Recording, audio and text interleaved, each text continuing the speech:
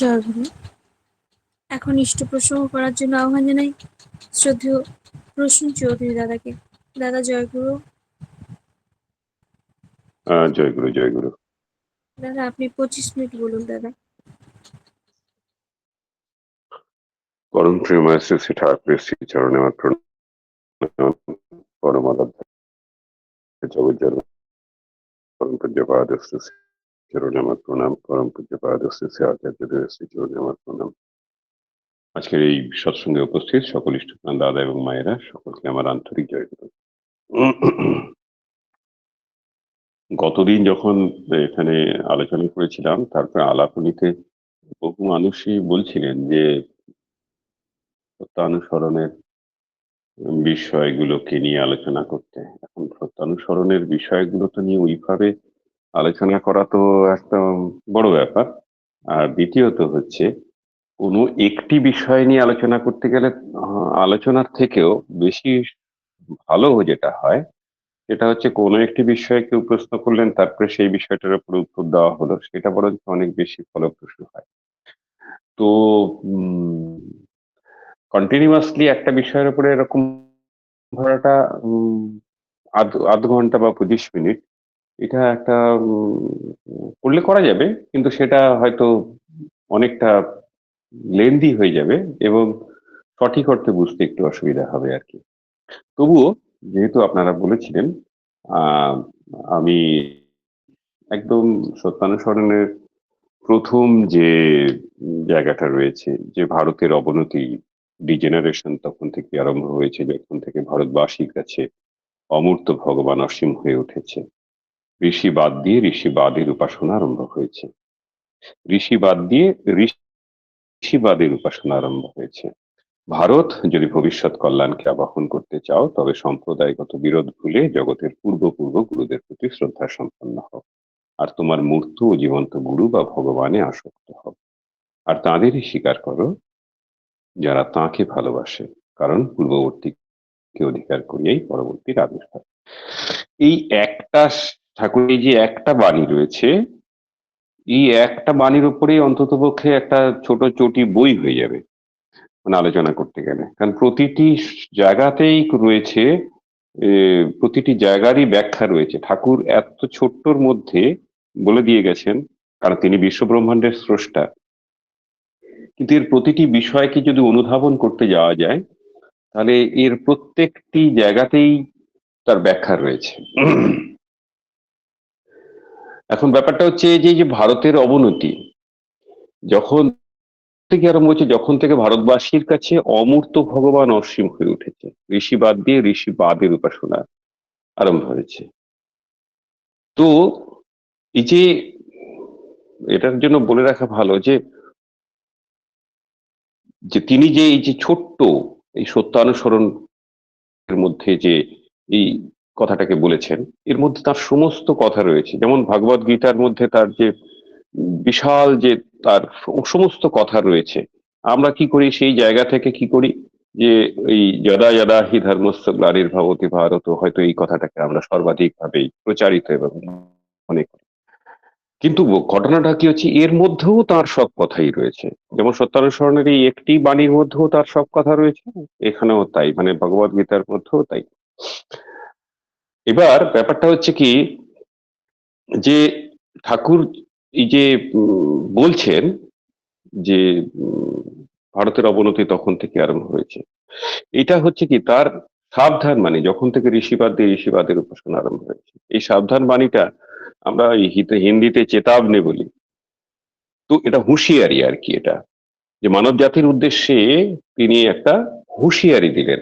এই হুঁশিয়ারিটা দিলেন প্রথমে, যাতে কিনা আমরা দিকভ্রান্ত না হই। এই যে ঋষি, এই ঋষি সম্বন্ধে দু একটা আগে কথা বলা দরকার। মানে প্রত্যেকটা কথার মধ্যেই কথা রয়েছে। ঋষি ঋষির বিরাট বড় ব্যাখ্যা, আমি ছোট করে বলছি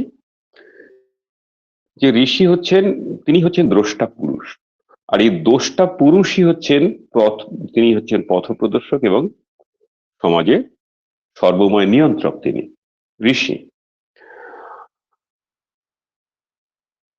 এই যে ঋষিকে বাদ দিয়ে আমরা যখনই অন্য কারোর কথায় চলতে যাব বা চেষ্টা করব, সেটাই হয়ে যাবে আমাদের ব্যতিক্রমী ভাবনা বা আমাদের জীবনের বিনষ্টির পথপ্রদর্শক হবে। তাই যে ঋষিবাদ দিয়ে ঋষিবাদের উপাসনা। তো এই ঋষিকে অবলম্বন করে আমরা আত্মনিয়ন্ত্রণ হয়ে পড়বো ও চলবো। ঋষি মানে তিনি যে এই যে দ্রষ্টা ঋষি, যিনি দ্রষ্টা ঋষি কেন বলছি সেটা পরে বলছি। দ্রষ্টা ঋষি, তাকে তাকে ধরে চলা ছাড়া আমাদের জীবন বৃদ্ধির দ্বিতীয় কোনো রাস্তা নেই। তাহলেই ভুল হবে, আর ভুল হলেই জীবন বিনষ্ট। শ্রী শ্রী ঠাকুরের ভাষায় এই ঋষি হচ্ছেন আর্য কৃষ্টির প্রধান নায়ক এবং শিক্ষক। তাই তাঁরাই হচ্ছেন গুরু বা আচার্য।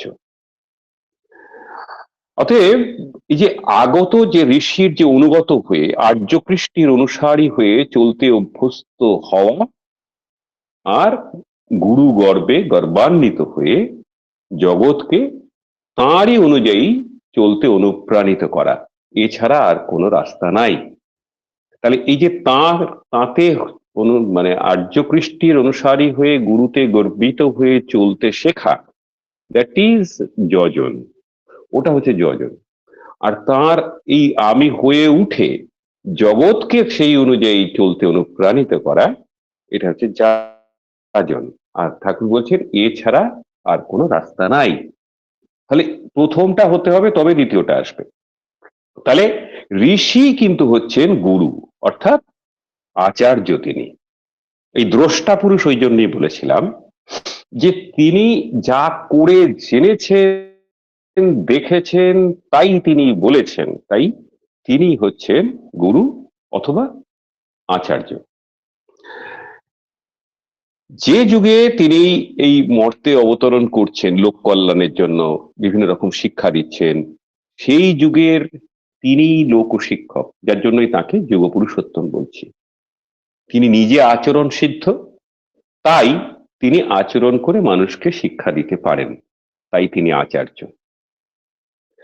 এবার এই একই কালে, একই সময়, একই যুগে বিভিন্ন স্থানে বিভিন্ন জায়গায় নানা মুনি আচার্য হতেই পারে, এরা নানা ভাষাভাষীও হতে পারে, জন্মগ্রহণ করতে পারে, কিন্তু এদের বক্তব্যের সার কথা একটাই, যে সর্বভূতের কল্যাণ কথা, মানে মানব জাতির কল্যাণ এবং সর্বভূতের কল্যাণ, মানে সমস্ত সৃষ্টির কল্যাণ, শুধু মানব নয়, সমস্ত সৃষ্টির কল্যাণ, সর্বভূতের কল্যাণ।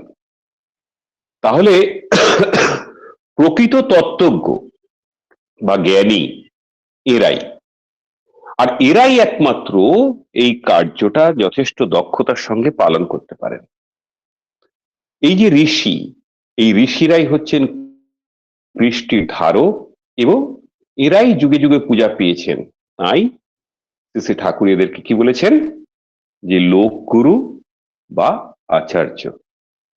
আমাদের এই জায়গাটা থেকে, এই যে বোধটা থেকে আমরা যে মুহূর্তে সরে গেছি বা সরে যাই, তাহলেই কিন্তু বাদ বাকিগুলো অবনতির দিকেই যায়। তাহলে ঋষিবাদ দিয়ে ঋষিবাদের উপাসনা আরম্ভ হয়ে গেছে, যে কারণে ভারতের অবনতির কথা ঠাকুর বলছেন প্রথমে। এবং এই ঋষির ক্ষেত্রে অনেক রয়েছে বড়, যে পূর্বপূর্ব ঋষি গুরুদের প্রতি শ্রদ্ধা সম্পন্ন হোক। কারণ সেখানেও ঠাকুর বলেছেন যে হয়তো কৃষ্ণকে ভালোবাসে কিন্তু রামকে ভালোবাসে না, তাহলে সে কৃষ্ণকেও ভালোবাসে না। তার কারণ ওই যে পূর্ব গুরুদের প্রতি শ্রদ্ধা সম্পন্ন হোক। হ্যাঁ, তো ফলে প্রত্যেকের মধ্যে যে ধারা, তা বর্তমান চেতন ধারা হচ্ছেন যুগ পুরুষোত্তম। আমি যদি বলি না আমার ঠাকুরই শ্রেষ্ঠ আর কৃষ্ণ বা রামচন্দ্র শ্রেষ্ঠ নয়, তা নয়। তাঁদের প্রতি আমার সম্মান, শ্রদ্ধা, এভরিথিং থাকতে হবে।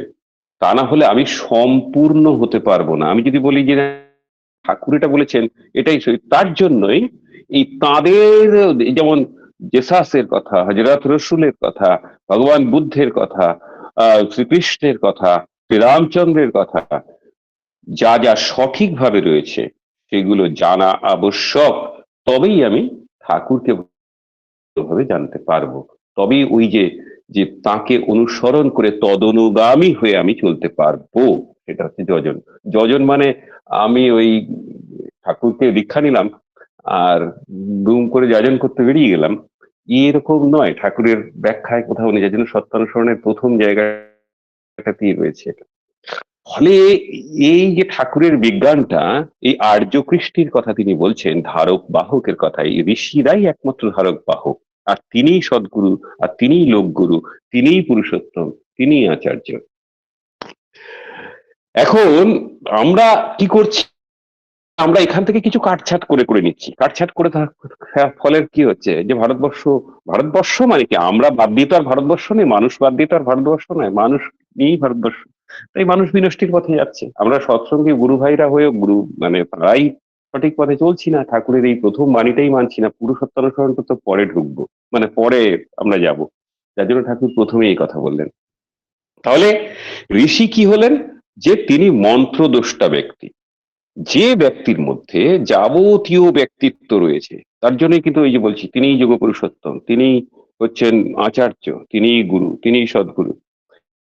মন, মেজাজ, বুদ্ধি, রুচি, সামাজিক দায় দায়িত্ব, চেতনা, অধ্যয়ন, অধ্যপনা, এই সমস্ত এই ব্যক্তিত্বের একটা সামগ্রিক শালীনতা, যা তার এই একটি মানুষের মধ্যে, একটি ব্যক্তিত্বের মধ্যে দেখা যায়। আর এই সব কিছুকে বাদ দিয়ে একজন ব্যক্তি বললেন যে আমরা কি করলাম, তার হয়তো কোনো একটা কথাকে নিলাম, এই যে যেমন শ্রীকৃষ্ণের কথা বললাম, বা এই সত্যানুসরণে আমরা হয়তো একটা বাণীকে গ্রহণ করলাম। হ্যাঁ, তো তাহলে কি হবে, দেখা যাবে যে সেই ব্যক্তিটার যে ব্যক্তিত্ব কথা, অর্থাৎ ঋষিকে বাদ দিয়ে ঋষিবাদ, অর্থাৎ তার হয়তো কোনো একটি কথাকে আমরা অনুসরণ করার চেষ্টা করলাম, তাহলে কিন্তু আমি সম্পূর্ণ হয়ে উঠতে পারবো না। কেন, একজন ঋষির মতবাদ যা যা নিয়ে, সেই ঋষি ব্যক্তিটি কিন্তু হুবহু এক নয়। কারণ তার এই যে সমস্ত কিছু যে আমি উচ্চারণ করলাম, যে এই সমস্ত কিছু, যে তার সামাজিক দায় দায়িত্ব, চেতনা, অধ্যয়ন, অধ্যাপনা, এই সমস্ত তার ব্যক্তিত্বের মধ্যে রয়েছে। তাহলে আমি শুধু একটা জায়গা নিলাম আর তাকে অনুসরণ করলাম না। আমরা মুখে বলবো, আমি আসলে কথাগুলোকে মানে অনেক গভীর কথা, তো মুখে বলবো হ্যাঁ তাকে তো অনুসরণ করছি, তিনি যা বলেছে রুষায় নিশায় মন্ত্র সাধন, চলাফেরায় জব, যথাসময় ইষ্ট নির্দেশ, মূর্ত করাই তা করছি তো না। শুধু এটুকু নয়, এইটুকু জন্য সমগ্রটা জানতে হবে। সমগ্রটাকে জেনে যখন আমি আমি আরো আরো সূক্ষ্ম থেকে সূক্ষ্ম, কারণ দয়াল ধামের কথা যদি পড়েন না কখনো, তখন বুঝতে পারবেন যে কেন তিনি দয়াল ধামের মালিক, আর কেন তিনি দয়াল ধামের কথা বলেছেন। তো ফলে আর কেন কিভাবে যাওয়া যায়, সেটার জন্যই আজকের এই কথা। আজকের এই কথাগুলো আমার আমার এই ছোট্ট পরিসরে এইটুকু শুনে মনে হবে যেন দূর বোধহয় এ বোধহয় উনি বোধহয় আমাদের বিভ্রান্ত করছে, তা নয়। এত ছোট পরিসরে এটা বোঝাও সম্ভব নয়, এটা ঠিক কথাই। কিন্তু আমি যতটা জেনেছি বা যতটা পড়েছি, তার থেকে আমি সংক্ষেপে হয়তো দু চার কথাই বলছি মাত্র। কারণটা কি, ওই যে ঋষির যে ব্যক্তি, তার যে দর্শনলব্ধ যে তত্ত্ব, তাহলে এই সমস্ত দর্শনকেও যদি একটা দাঁড়িপাল্লায় তুলে দেওয়া যায়, আর ঋষিটাকে যদি একটা দাঁড়িপাল্লায় তুলে দেওয়া যায়, তাহলে কিন্তু দেখা যাবে যে ঋষির দিকের পাল্লাটাই ঝুলে পড়বে। ঠাকুরের সমস্ত ধর্মগ্রন্থ যদি একটা দিকে দিয়ে দেওয়া হয়, মানে তার যে সমস্ত জ্ঞান দর্শন তিনি যা দিয়ে গেছেন, তারপরেও ঠাকুরকে যদি আরেকটা পাল্লায় রাখা হয়, দেখা যাবে ঠাকুরের দিকটাই বেশি ঝুলবে। তার কারণ ঠাকুরের জ্ঞান দর্শন, এটা তো আমরা যতটা তিনি দিয়ে গেছেন ততটুকু পড়ছি, বাদ বাকি যিনি তাকে জানার চেষ্টা করছেন, জানছেন, তত গভীরে যেতে পারবেন। তার জন্যই ঠাকুর সত্যানুসরণে বলেছেন যে যত ডুববে তত বেমালুম হবে। কথাগুলো খুব ছোট ছোট কথা, কিন্তু অনেক গভীরের। আমরা এই জায়গা অবধি পৌঁছতে জানি না এই একটা জন্মে সম্ভব হয় কিনা, হবে না হয়তো। তাহলে কি পাল্লা, ওই তার ওই সমস্ত কিছু নিয়ে তিনি, আমরা দু চারটে বাণী পড়েই বা দু চারটে কথা ঠাকুরের কথা শুনলাম, জানলাম, ভাবলাম অনেক কিছু জেনে গেছি, তা নয় কিন্তু। সেটা একটা ওই সমুদ্রের থেকে এক ফোঁটা জলের মতন। তাহলে এই যে আইনস্টাইন, আমরা তার কথা যে জানি, তার যে আইনস্টাইন যে ব্যক্তিটি, তার যে রিয়েলিটি অফ থিওরি আমরা যে বলি, যে ওই যে আপেল পড়লো, মধ্যাকর্ষণ শক্তি আমরা বলি, তাহলে ওইটুকুই কি আইনস্টাইন? না, সেটা নয়। আইনস্টাইন একটা বিরাট ব্যক্তিত্ব, ওটা তার একটা থিওরি মাত্র।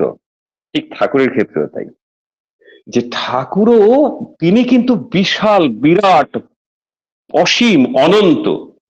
তার এই যে কথাটুকু আমি আলোচনা করছি, এটা একটা ফোঁটা সমুদ্রের একটা জলের মতন, বা তার যত বাণী রয়েছে এটুকুই মাত্র। তাই জন্য আমরা ঋষিকে জানার চেষ্টা করব। শুধুমাত্র ঋষি বাদটাকে নিয়ে আমরা পড়ে থাকলে আমরা বিভ্রান্ত হচ্ছি, যার জন্য আমাদের চলনাটা সঠিক হচ্ছে না। আমরা একটু আধটু জেনেই একে তাকে জানাতে যাচ্ছি, হচ্ছে ভুল এখানে। আর এই যে ঠাকুরের এই যে বাণী, যে ঋষিকে বাদ দিয়ে ঋষিবাদের উপাসনাই ভারতের অবনতির কারণ। তার কারণ এই যে বিজ্ঞান সূত্র তিনি যে বলছেন, যে ব্যক্তি পরিচয়ে স্বয়ং তিনি হুবহু মানুষটা তিনি যা, আর তার শুধুমাত্র এইটুকু বাণী বা কথা কিন্তু এক নয়, এইটুকু তার একটা অংশ মাত্র, যার জন্য আমি আইনস্টাইনের কথা বললাম। তাহলে এই যে টোটাল বস্তুটাকে আমার পাওয়াটা উদ্দেশ্য। টোটাল বস্তু মানে টোটাল তাকে পেতে গেলে যে আরাধনা, যে আধ্যাত্মিকতা, যে চলনার প্রয়োজন, যে তিনি এক এবং অদ্বিতীয়ম, তাকে ছাড়া আমার আর কিছু নেই। যেমন মীরাবাইয়ের হয়েছিল, সে মীরাবাইয়ের কথা আপনারা অনেকেই পড়েছেন, গল্পও শুনেছেন, বা যাত্রা, থিয়েটার, নাটকও দেখেছেন, যে তিনি শ্রীকৃষ্ণ ছাড়া আর কিছু বোঝেন না। যিনি সর্ব জায়গাতেই তিনি শ্রীকৃষ্ণকেই জানছেন, বুঝছেন, তাছাড়া কিছুই জানেন না। যার জন্য তিনি মীরাবাই হয়েছেন, তিনি শ্রীকৃষ্ণকে পেয়েছেন। ওই এই রকম ধরনের হতে হয়। আমরা আমরা পড়ছি এগুলো, আমরা দেখছি, অনেক চোখের জল ফেলছি, দেখছি, ভালো লাগছে। হয়ে ওঠার চেষ্টার জন্য ঠাকুর এগুলো বলে গেছেন। মীরাবাইয়ের ওই জন্য উদাহরণ দিলাম আমি। তাহলে কি হচ্ছে, যে সমগ্র ঋষি ব্যক্তিগণকে জানতে হবে পুরোপুরি। আমরা তো শুধুমাত্র এই বর্তমান পুরুষোত্তমকে জানার তাও চেষ্টা করছি না। তাহলে তাকে পুরোটা জানতে হবে। তাহলে এই যে ঋষিকে বাদ দিলে, তাহলে আসল বস্তুটাকেই তো বাদ দেওয়া হয়ে যাচ্ছে। এবার আমরা বলবো, না ঋষিকে তো বাদ দিচ্ছি না, ঠাকুরকে তো বাদ দিচ্ছি না। না, ঠাকুরের যেটুকু সেটুকুও অনেক বাদ দিয়ে দিয়েছি। আর ঠাকুর বলছেন ওই পূর্ব পূর্ব আহ, এই পূর্ব পূর্ব গুরুদের প্রতি শ্রদ্ধা সম্পন্ন হও, অর্থাৎ তারাও ঋষি, তাদের প্রতি শ্রদ্ধা সম্পন্ন কোথায় আমরা হচ্ছি। তো এইখানেই হচ্ছে যে আমাদের মতের অনেক, মতের বলা ভুল, সাধনার এখানে অনেক ভুল হয়ে যাচ্ছে। তাহলে আমাদের দরকার হচ্ছে সেই রকম ভাবে আমাদেরকে অভ্যস্ত করা। আর এই যে ভারতের কল্যাণ, ভারতের কল্যাণ জন্য হচ্ছে যে তিনি বারবারই আসেন, এই ঋষি হয়েই তিনি আসেন। যেমন শ্রীকৃষ্ণ হয়ে এসেছেন, শ্রীরামচন্দ্র হয়ে এসেছেন, হযরত রসুল হয়ে এসেছেন। ঠাকুর বলছেন তারা বিভিন্ন জায়গায়, বিভিন্ন ক্ষেত্রে, বিভিন্ন পরিবেশে তারা জন্মগ্রহণ করেন, হয়তো সেই রকম ভাবে তারা চালচলনও করেন, কিন্তু তারা আসেন মানব জাতির জন্য। তারা কখনো একটি সম্প্রদায়ের হতে আসেন না। ওই এখানে বললেন না যে সম্প্রদায়গত বিরোধ করে জগতের পূর্ব পূর্ব গুরুদের প্রতি শ্রদ্ধা সম্পন্ন হয়। এখন আমরা তো সম্প্রদায়গত বিভেদের মধ্যে রয়েছি। না, ও ও হযরত রসুল, ও আল্লাহ, আচ্ছা ও তো মুসলমানদের দেবতা, আমরা কেন মানতে যাব, এ কথা নয়। আবার মুসলমানরা বলবে দূর গিয়ে শ্রীকৃষ্ণ, ও তো গীতা হিন্দুদের দেবতা। না, এইখানেই হচ্ছে আমাদের মত পার্থক্য তৈরি হচ্ছে, যার জন্য আমরা দিগ্ভ্রান্ত হয়ে পড়ছি। তাহলে তারা আসের এই যে মূর্ত এবং জীবন্ত গুরু ভগবানে আসক্ত হোক, অর্থাৎ তাঁদেরই স্বীকার করে, যারা পূর্ববর্তীকে অধিকার করিয়া এই পরবর্তীর আবির্ভাব, এই পরবর্তী তিনি তাকে নিয়েই এসেছেন। এই ঈশ্বরের যে পূর্ব বরপুত্র, তারা বারবার আসেন এই ধরাধামে মানব জাতিকে, যে তাকে পুঞ্জীভূত করার জন্য, তাদের থেকে গ্লানি মুক্ত করতে। ব্যক্তিত্বে তিনি এক এবং অভিন্ন, যেটা বলছিলাম, যে ব্যক্তিত্বে কিন্তু তিনি একই থাকেন, ঈশ্বর এক, তাই ঈশ্বরের অবতারও এক। তিনি দুটো আলাদা নন। ঈশ্বর বারবার আসেন বলে ঈশ্বর কিন্তু অনেক নয়। যাবতীয় এই জগৎ ব্রহ্মাণ্ডের যে পরিকল্পনা যা কিছু আছে, বিচারক, তার তৈরি করা, তার রক্ষক, তার ভবিষ্যৎ নির্ণায়ক, ঈশ্বর পুরুষ, যা কিছু ঈশ্বর ব্যক্তিত্ব কিন্তু একজনই। আমরা তো হাজারটা বানিয়ে ফেলেছি, এখানেই তো আমরা ভুল করে ফেলেছি। এটাও আমরা দেখেও বুঝছি না, ঠাকুরের এই সত্যানুসরণটা প্রথম পাতাটাই পড়ছি না, বুঝছি না, রোজ কত পাতা পড়ে ফেলছি। সে বই পড়ে বই হয়ে যেও না, বইয়ের এসেন্স কে মজ্জাগত করতে চেষ্টা করো। ঠাকুর এই কথাটা কেন বললেন? জানেন যে আমরা বই পড়ে বই হচ্ছি, ওরকম নয়, ওইটা ধর্ম নয়। যাই হোক, তাহলে এই যে তিনি কেন, যে তিনি এক, তিনি দেখবেন ওই পুণ্যপুঁথিতে রয়েছে যে তিনি এক থেকে বহুতে আহ, রূপান্তরিত হয়েছিলেন, এবং এই যে তিনি যখন এই ঈশ্বরের যে পুরুষ, তিনি কোন এক সময় তার ইচ্ছে হলো যে তিনি বহুতে তিনি বিভাজিত হওয়ার জন্য, তখনই সেই ইচ্ছা মাত্রই যখনই শুরু হয়েছিল তখন তার আত্মবিভাজন প্রক্রিয়া শুরু হলো, যা আজও চলছে। এই যে জীব জগৎ সমস্ত সৃষ্টি হলো, যা কিছু জীব জগৎ, শুধু মানুষ না, সমস্ত জীব জগৎ যা সৃষ্টি হলো, এই তৎক্ষণাৎ যখন এই আত্মবিভাজন প্রক্রিয়া শুরু হলো তখন আদিগন্ত মহাকাশ জুড়ে কিন্তু এই বিবর্তন কিন্তু শুরু হলো, সমস্ত জীব জগৎ, শুধু মানব জাতি নয়। তাহলে এই বিশাল যে সৃষ্টি, এই সৃষ্টির একজন মাত্র পরম পিতাই হচ্ছেন, তিনি হচ্ছেন অন্তহীন। তার ইচ্ছা ক্রমেই এই সমস্ত এই যে মহাবোম, যে প্রকম্পক, আদি বীজ নাদ, এই শুরু হলো, এই বীজ মন্ত্র তিনি দিলেন। এই বীজ মন্ত্র কিন্তু ধ্বনিত হয়ে চলেছে কিন্তু সারা পৃথিবী জুড়ে, সমস্ত কিছুর মধ্যে। আমরা যখন একটা কলিং বেলও বাজাচ্ছি যে ঢাং ঢাং আওয়াজ হচ্ছে, তার মধ্যেও রয়েছে এই বীজ মন্ত্র। আর শুনতে হাস্যকর মনে হবে, কিন্তু অরিজিনালি তাই। আমরা যদি চেষ্টা করি সেই গভীরে ঢুকতে, দেখা যাবে যা কিছু শব্দ উৎপন্ন হচ্ছে সবই কিন্তু এই বীজ মন্ত্র থেকে, যে বীজ নাদ থেকে আমরা আমাদের সকলের উৎপত্তি।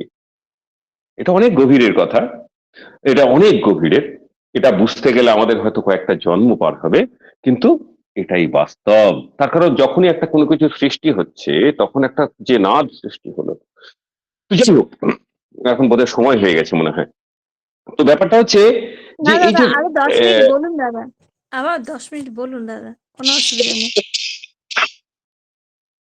না না, এরপরে গান রয়েছে তো ওই জন্য। কোনো তো এই অসুবিধা যে নেই দাদা। পরম পুরুষ, এই যে পরম পুরুষের কথা, তিনি হচ্ছেন এক, অদ্বিতীয়। মানব জাতির আপদকাল যখন, এই যে যদয়াহি ধর্মস্য গ্লানির ভবতি ভারত যখন বলছেন শ্রীকৃষ্ণ রূপে তিনি এসে, এই শ্রী শ্রী ঠাকুরই যখন তখন এই আপদকালে যখন আসেন, তিনি পৃথিবীর প্রান্তে প্রান্তে অবতীর্ণ হয় মানুষকে তখন পতন মুক্ত করার জন্য, তাদেরকে নতুন চেতনায় এই আমাদের সমস্ত জগৎ দর্শনের উদ্বুদ্ধ করতে আসেন তিনি। ইনি তখন এই যুগ পুরুষোত্তম নামে খ্যাত হন। যুগ পুরুষোত্তমের মধ্যে অনেক বহুত্ব কিন্তু পাওয়া যায়। তারা, যার জন্য আমরা ঠাকুরকে বলি যে অ্যাবনর্মালি নর্মাল, ওয়াইজলি ফুলিশ, আর সিম্পলি গর্জিয়াস। আমরা বলি, আমরা মনে করি এটা খুব সামান্যতম একটা বোধহয় মানুষ, কিন্তু বা তেমন হয়তো ঠাকুর হয়তো কালী ষষ্ঠী মায়ের সাথেও হয়তো হাসি ঠাট্টা ইয়ার কি করছেন, আবার কেষ্টদার সঙ্গেও হয়তো বিজ্ঞান নিয়ে আলোচনা করছেন, দেবীদার সঙ্গে হয়তো বিজ্ঞান নিয়ে আলোচনা করছেন, অণু পরমাণু নিয়ে আলোচনা করছেন। কি বিশাল ব্যক্তিত্ব! আমরা পারবো? পারবো না। সেই জানাটা দরকার। এই যে অ্যাবনর্মালি নর্মাল, ওয়াইজলি ফুলিশ, কিন্তু তিনি যখন কালী ষষ্ঠী মায়ের সাথে আলোচনা করছেন, গল্প করছেন, কত ইয়াকি করছেন, তখন মনে হচ্ছে যেন তিনি কিছুই জানেন না। ওয়াইজলি ফুলিশ, তিনি একদম বোকার মতন সব কথা, তিনি যেন তাদের প্রশ্ন করছেন যে এটা আমাকে বল, অথচ তিনি সব জানেন। আর সিম্পলি গর্জিয়াস, দেখলে মনে হবে যে তিনি একটা সামান্য মানুষ বসে আছেন, একটা গেঞ্জি ফতুয়া গায়ে দিয়ে, একটা ধুতি করে, কিন্তু কতখানি গর্জিয়াস, যে সারা পৃথিবীর সমস্ত মানুষ যারা বুঝতে পেরেছে, জানতে পেরেছে বা জানার চেষ্টা করেছে, তার কাছে গিয়ে অবনত হয়েছে। কি করে আজকে কেষ্টদার মতন লোক, সিভি রমনের যে নোবেল প্রাইজ জয়ী সিভি রমনের কাছে সায়েন্টিস্ট ছিলেন, সে ঠাকুরের কাছে এসে দেখলেন যে ইনি সব থেকে বড় বিজ্ঞানী, তার কাছে রয়ে গেলেন কিসের জন্য? যারা বুঝতে পেরেছেন তারা থেকেছেন, যারা আমরা পেয়েও তাকে বুঝতে পারছি না, তারা মূর্খ ছাড়া আর কিছু নয়, বা বোঝার চেষ্টা করছি না, সব থেকে বড় কথা। তাহলে যে তার কোনো দ্বিতীয় হয় না, এটা হচ্ছে সব থেকে বড় কথা, যে তিনি কোনো দ্বিতীয় মানুষ নয়, তিনি এক এবং অভিন্ন। আমরা দ্বিতীয়, তৃতীয়, চতুর্থ, পঞ্চম এই সমস্ত আমরা করে ফেলেছি।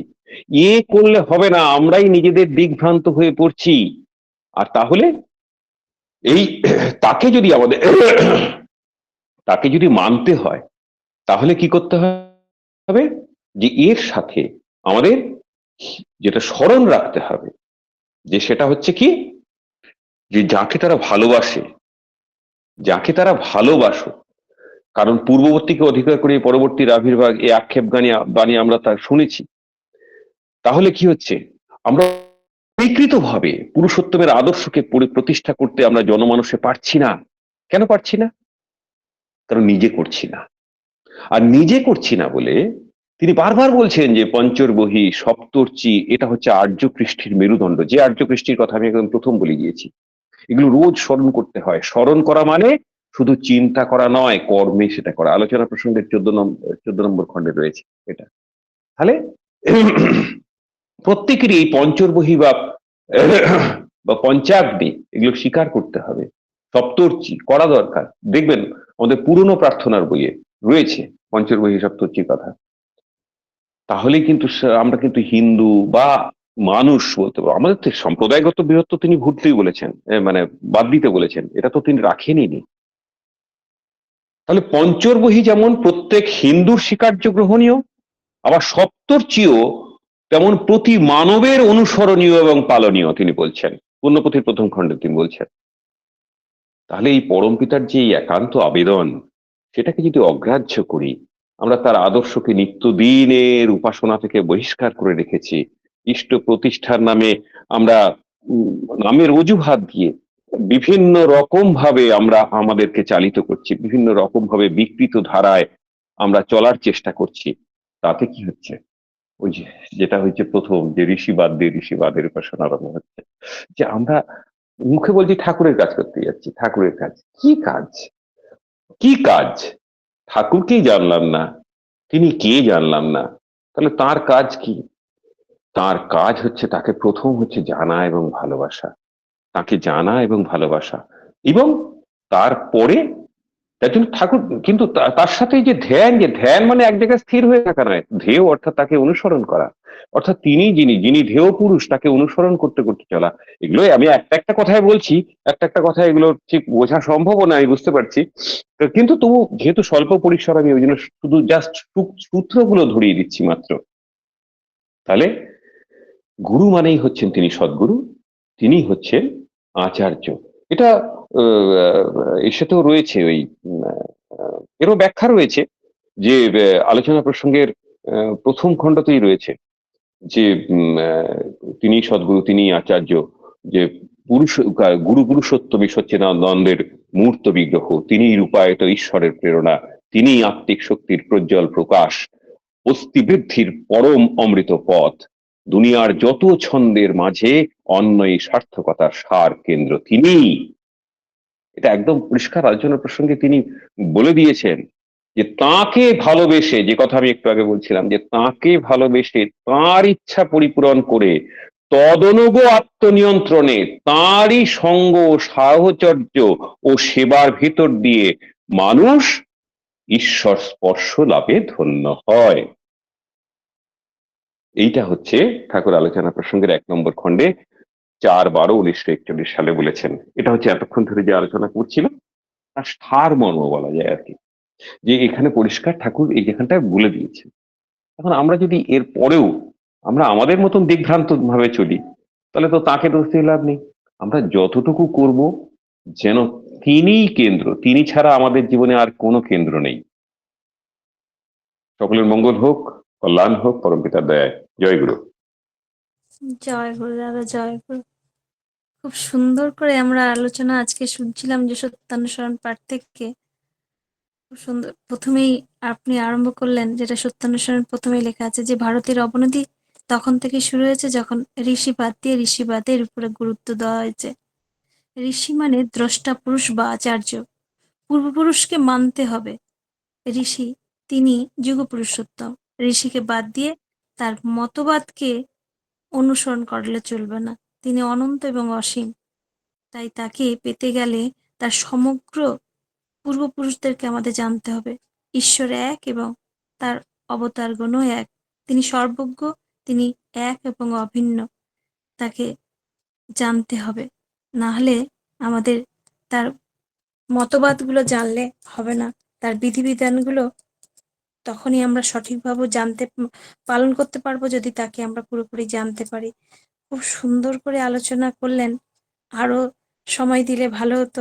মাথায় রাখবো দাদা, পরের সপ্তাহে যখন আপনি আসবেন আমি কোনো সঙ্গীতও রাখবো না। পুরো আপনাকে দিয়ে আমরা আলোচনা শুনবো। কারণ সত্যি, সত্যি ব্যাখ্যা করাও যেমন আপনার অসুবিধা আর আমাদেরও বোঝারও অসুবিধা হচ্ছে। তাই চেষ্টা করব। খুব ভালো থাকুন দাদা, সুস্থ থাকুন আর আমাদের সঙ্গে যুক্ত থাকুন। পরমপিতা রাঙার আতুল চরণে আপনার এবং আপনার পরিবার পারিপার্শ্বিকের সবার সুদীর্ঘ নিরোগ জীবন প্রার্থনা করি। ভালো থাকুন দাদা। জয় গুরু।